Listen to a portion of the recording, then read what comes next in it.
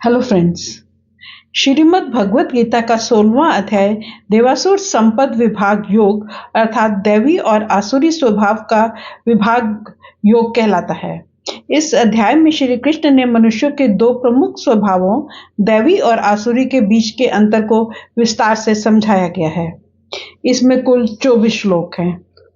इसमें श्री कृष्ण अर्जुन से कहते हैं, हे भरत पुत्र, निर्भयता, आत्मशुद्धि, आध्यात्मिक ज्ञान का पालन, दान, आत्म संयम, यज्ञ परायणता, वेदाध्ययन, तपस्या, सरलता, अहिंसा, सत्यता, क्रोध विहीनता, त्याग, शांति, समस्त जीवों पर करुणा, लोभ विहीनता, भद्रता, लज्जा, संकल्प, तेज, क्षमा, धैर्य, पवित्रता, ईर्ष्या तथा सम्मान की अभिलाषा से मुक्ति, ये सारे दिव्य गुण हैं जो दैवी प्रकृति से संपन्न देव तुल्य पुरुषों में पाए जाते हैं। दिव्य गुण मोक्ष के कारक हैं और आसुरी गुण बंधन दिलाने के लिए हैं। हे पांडुपुत्र, तुम चिंता मत करो क्योंकि तुम दैवी गुणों से युक्त होकर ही जन्मे हो। हे पार्थ, इस संसार में दो प्रकार के प्राणी हैं, दैवी तथा आसुरी। मैं पहले ही विस्तार से तुम्हें दैवी गुण बता चुका हूँ। अब आसुरी गुणों के विषय में सुनो। जो आसुरी हैं वह यह नहीं जानते कि क्या करना चाहिए और क्या नहीं करना चाहिए। उनमें ना तो पवित्रता, ना उचित आचरण और ना ही सत्य पाया जाता है।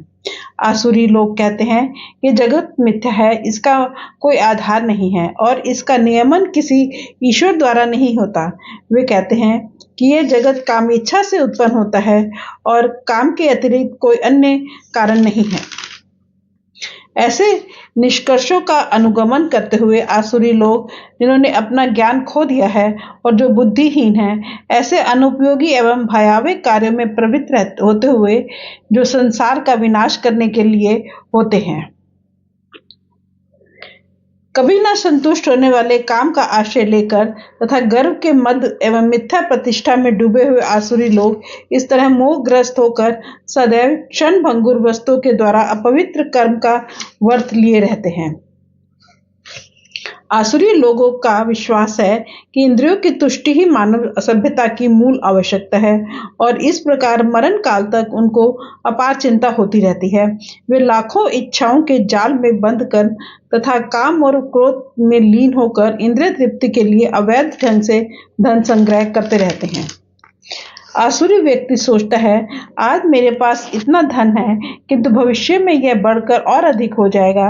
वह मेरा शत्रु है और मैंने उसे मार दिया है और मैं अन्य शत्रुओं को भी मार दूंगा। मैं सभी वस्तुओं का स्वामी हूँ, मैं भोगता हूँ, मैं सिद्ध, शक्तिमान तथा सुखी हूँ, मैं सबसे धनी हूँ और मेरे सभी संबंधी मेरे साथ हैं, कोई अन्य मेरे समान नहीं है। मैं यज्ञ करूंगा, दान करूंगा और इस तरह आनंद मनाऊंगा।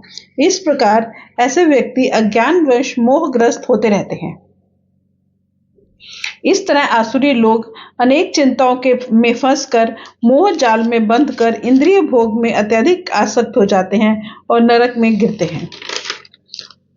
अपने को श्रेष्ठ मानने वाले तथा सदैव घमंड करने वाले, संपत्ति तथा मिथ्या प्रतिष्ठा से मोहग्रस्त लोग किसी विधि विधान का पालन न करते हुए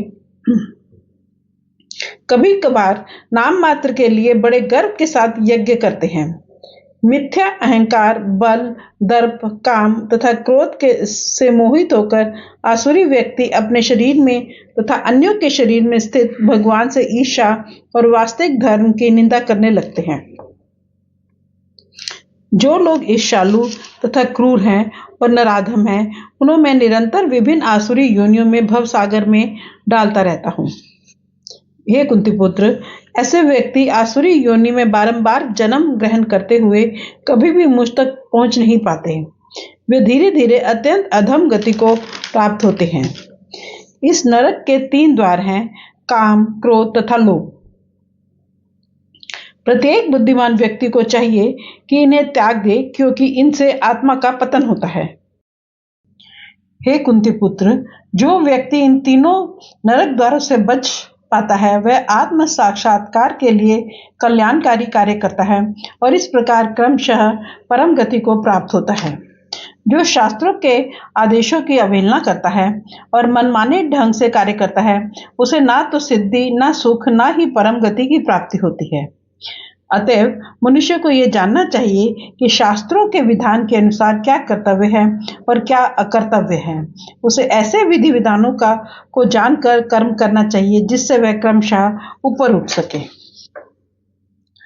फ्रेंड्स, इसके साथ ही गीता जी का 16वां अध्याय समाप्त होता है। संक्षेप में यह अध्याय हमें सिखाता है कि ईश्वर के प्रति समर्पित होकर शास्त्र विधि से नियत कर्म करना ही मनुष्य के कल्याण का एकमात्र मार्ग है। Thank you.